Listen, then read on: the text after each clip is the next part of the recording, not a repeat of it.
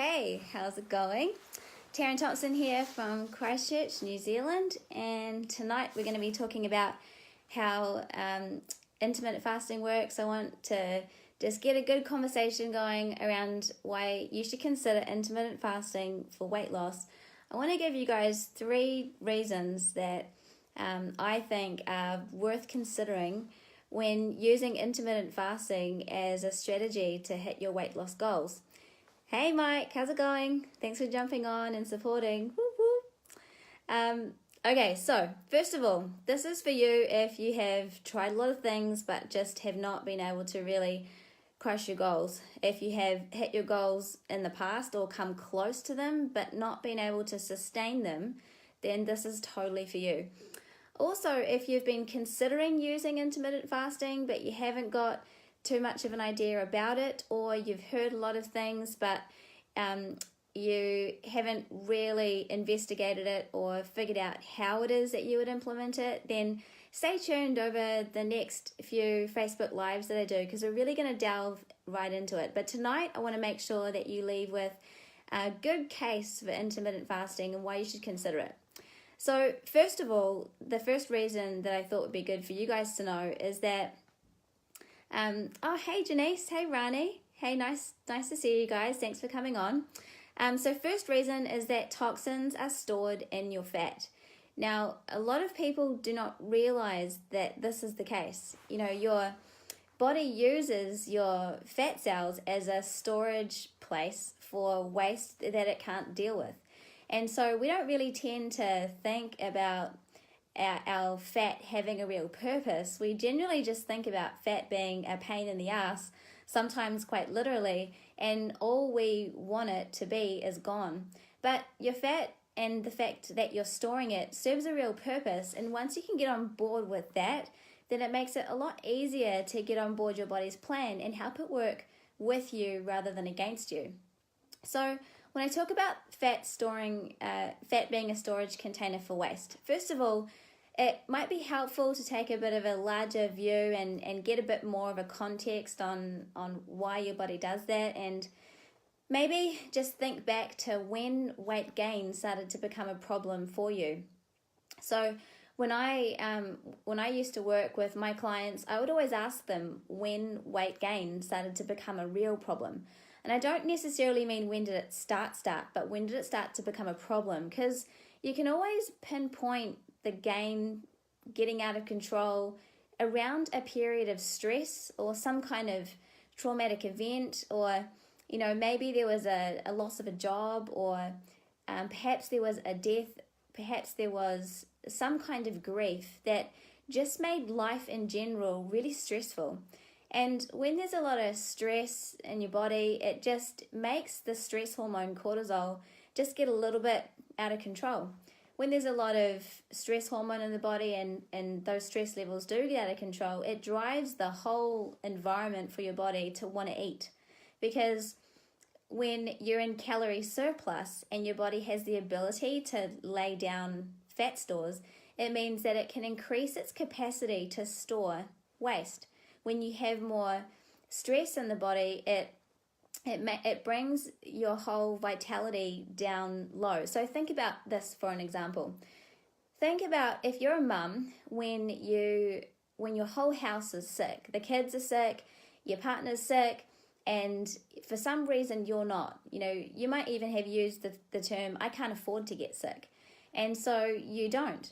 And yet everyone else is stopped up in bed, not able to function. But there you are, making the whole house run. And it's not that you are immune to getting sick. It's just that if your body doesn't perceive that there's enough vitality, it's not going to prioritize allowing a bacteria like the common cold, for example. It's not going to allow your liver to detoxify that, process it, and allow you to eliminate that bacteria. A cold is really just the body's way of being able to deal with the bacteria and getting it gone. But if there's not enough vitality perceived, if stress is too high, it's not going to allow your body to do that. Now, if there's a lot of stress, or there's if there's a moment or a period of time where stress is real high, then it can create that environment for way too long, placing way too much stress on the body, driving you to want to eat and allow your body to create fat stores so that your body can use those fat stores as a redirection of waste holding. If the liver can't deal with it, then it's got to go somewhere. And your fat cells are just a perfect storage container for waste to go. So I hope that makes sense. I'm trying my best to, to make sure that you've got some good images in your mind. But if you can now realize that if you've come to a time where you want to deal with it and you want to lose weight and you want to get your health on track, just because you've decided that now's a good time because the stress has gone, it's surpassed, it doesn't mean that your body is ready for that either. And so really, if you can use intermittent fasting as a strategy, it allows your body to access those fat stores and allow the toxins and the old waste product, perhaps some old bacteria, maybe some old viruses that the body couldn't deal with, maybe some old hormones that your liver didn't make a priority to detoxify, all that old crap that's just hanging out in your fat stores. Maybe your body then has the opportunity to start to deal with that. And so intermittent fasting is just a really great strategy to give your body a rest from digestion, to give your body a break from all of that, and allow your liver to just put some focused attention on removing the impurities out of your fat cells. And so that would be just the first case. The first reason I think is a huge one. So let me give an example of how I've seen this work really well.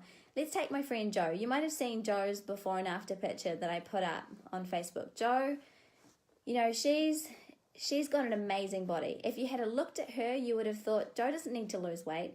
But Jo's standard for health and fitness and performance is super, super high. And so how she likes her body to be is just so.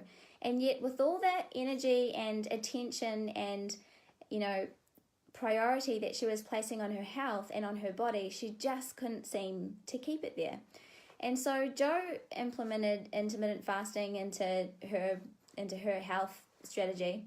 And I believe that having known Jo and having listened to her story, she had been through a real rough patch. Her period of stress or trauma and grief that she went through from having her mum and her sister pass away, man, that's enough for anyone to just, even if they've got the tightest of reins on their health, that's enough for anyone to just let stress levels get a little bit out of control, and then your habits can slip a little. Now, I don't want you to, if you can relate to that, it may seem like there's perfect grounds there for you to let your health habits slip a little, but that being the case, if your body is on point, there should be enough room there for your habits to slip a little without your body going into fat storage mode. But it just wasn't the case for Jo. So when Jo implemented intermittent fasting into her health strategy, she noticed results so fast she really couldn't believe the difference that it made. I mean, if you give the body enough support, if you give the liver enough nutrients to do its job, and then on top of that you introduce intermittent fasting, the liver just does its job so incredibly well that it'll clear out all of those impurities that are sitting in the fat cell. Often we can look at our fat and think that it is all fat, but for the most part, it's really not. It's not just fat that sits in the fat cell. It's fatty acids, it's old waste, old bacteria, old hormones, old viruses, old junk, a lot of fluid, and if you allow the body to get rid of that easily, then it's going to perform way better for you. Okay, here's the second point. Intermittent fasting makes it much easier to maintain your weight. See, once you flush out all those impurities and toxins and crap, once you flush it out, it means that it's not necessary for your body to have that storage space to store the crap. You see, if you viewed weight loss as being a process of improving your health, then maybe the strategies that you would use in your overall weight loss strategy would be towards health rather than being for purely aesthetic purposes. For the most part, I believe that weight loss is really a health choice, not so much an aesthetic choice, though that may be the motivation that is there initially. You see, if you think about it like this, if your body stores fat as a place to store, if your body creates fat cells as a place to store waste, if it continues to create and expand fat cells because more space is required to store all the waste that the body is having trouble excreting, but then you allow waste to efficiently move out, then why would your body need to hold on to your fat cells? See, so often when we lose weight and don't consider flushing and detoxifying and using, say, intermittent fasting as a strategy to do that, when you don't consider that, really you're just getting smaller, but you're not necessarily getting any cleaner, if that's the right word. You're not getting any less toxic. So therefore, you have a smaller body, but the toxins are now having to live in a smaller space. And so then when you stop the diet, your body will just expand again because it's what's required is literally more space to store the junk. And so weight maintenance goes hand in hand with having a healthier overall body.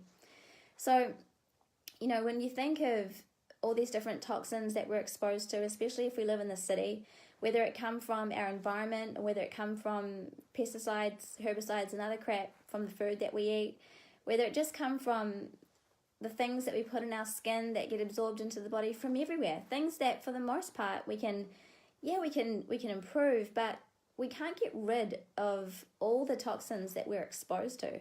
And so what we can do is we can help the body to eliminate toxins really efficiently. Toxins really, they place such a huge stress on the organs in your body, on the liver. They place a huge stress on the kidneys, places massive stress then on the thyroid, on your ovaries, all the organs that are there that produce hormones that, and when we think of hormones, this is communication. This is how your body communicates. All these different organs producing hormones, talking to each other.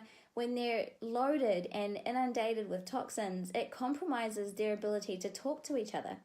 And when your organs and your glands aren't able to talk to each other and your hormones are compromised, you're going to find it bloody hard to lose weight. You're going to find it even harder to maintain the result that you've worked so hard for and keep it off. And for the most part, when you're done, you're not really going to feel a hell of a lot better.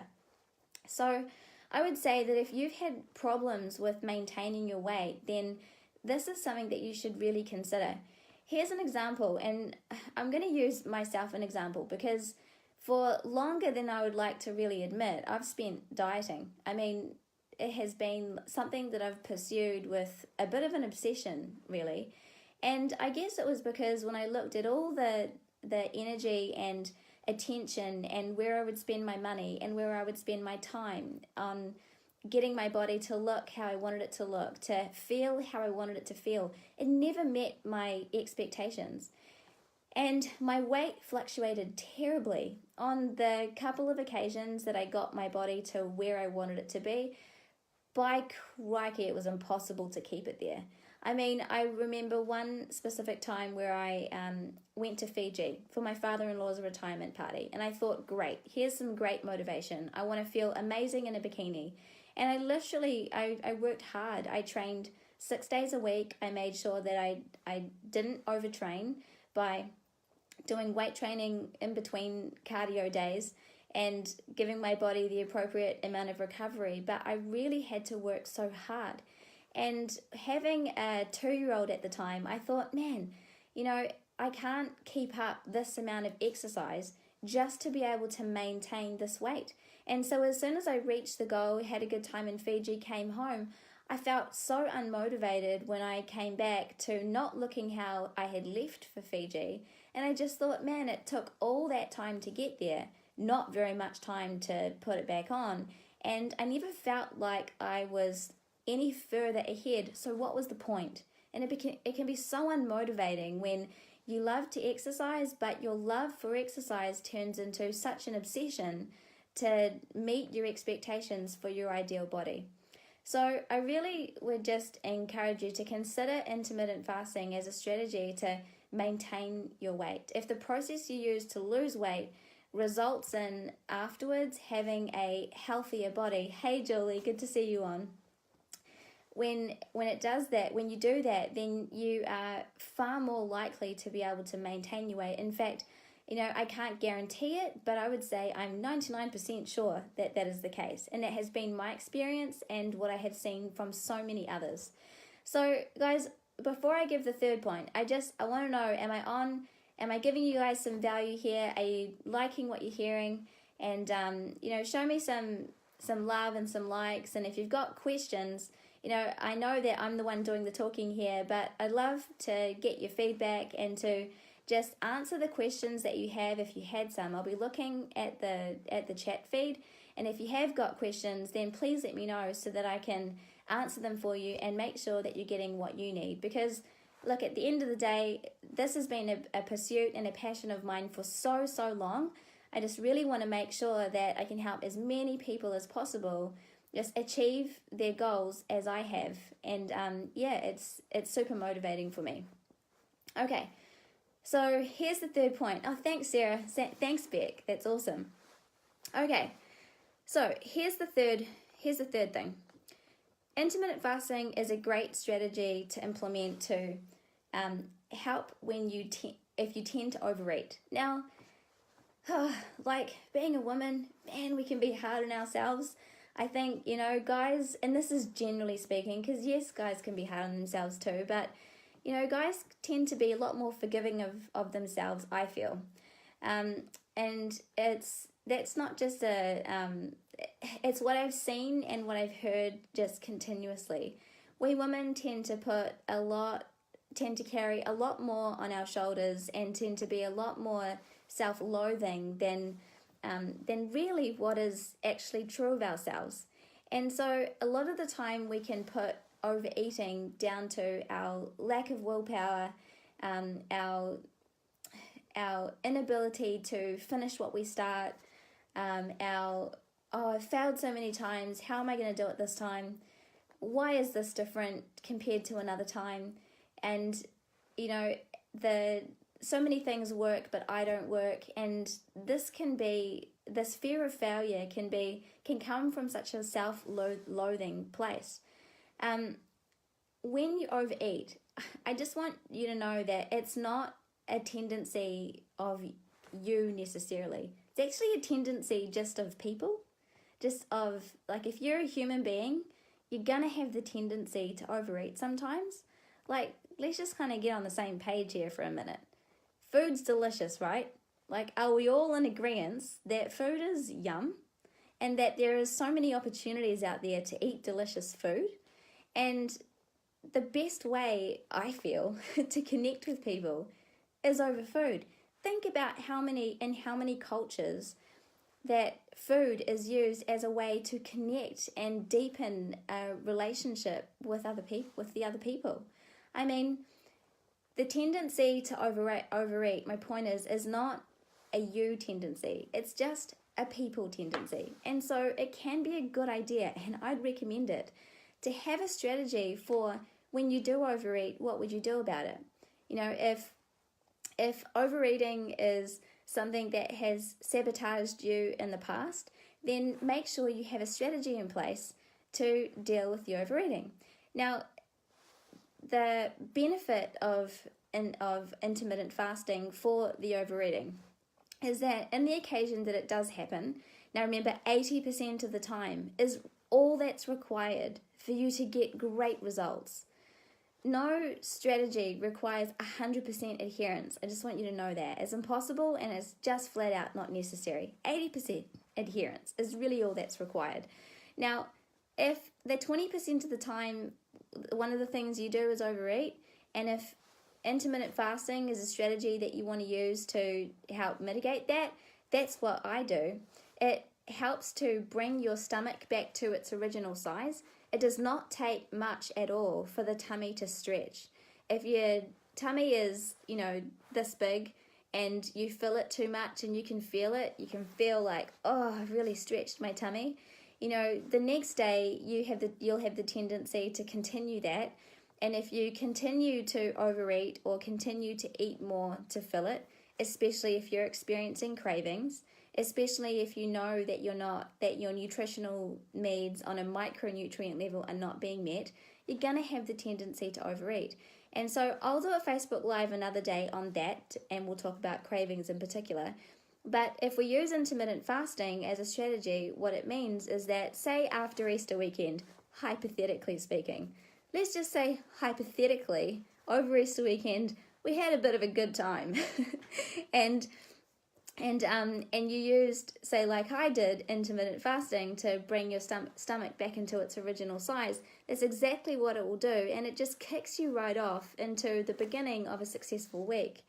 Now, if over the weekend, any weekend, you've got an event, you've got a wedding, you've got a catch up with an old mate, you've got a weekend away, you've got date nights. If on the weekend you like to, connect with people and you like to eat well and you like to enjoy delicious food, if when you travel you love to experience amazing food, different tastes and textures, if you love that, awesome, do that. And just implement intermittent fasting to bring your stomach back to its original size, which will then also help your blood sugar levels to stabilize, get your brain back into proper thinking order, and it'll set you off just amazingly for the next week ahead.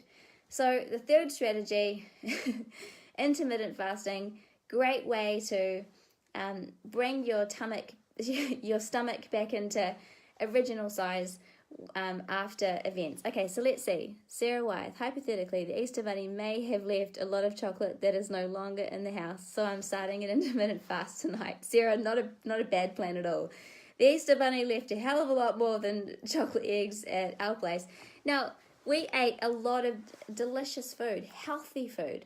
Not all of it was healthy, but who cares? Who needs to be a saint these days? If for the most part you're eating really well and your food is nutrient rich, then great. But the other 20%, have a great time, and then just make sure that you've got strategies in place to keep yourself on track, to keep your mind right, to keep your body in a feeling good place, and also, to make sure that your brain is in good functioning order for if you've got a busy work week ahead. Okay, so those are the 3 points. Now I want to give you a little tip.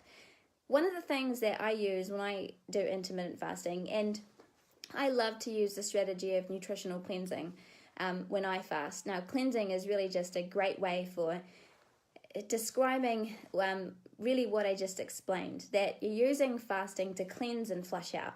But I really love to use a tea. Now, I know that you guys know that I am a product promoter. I've been promoting products for as long as I've believed in anything, I've promoted it.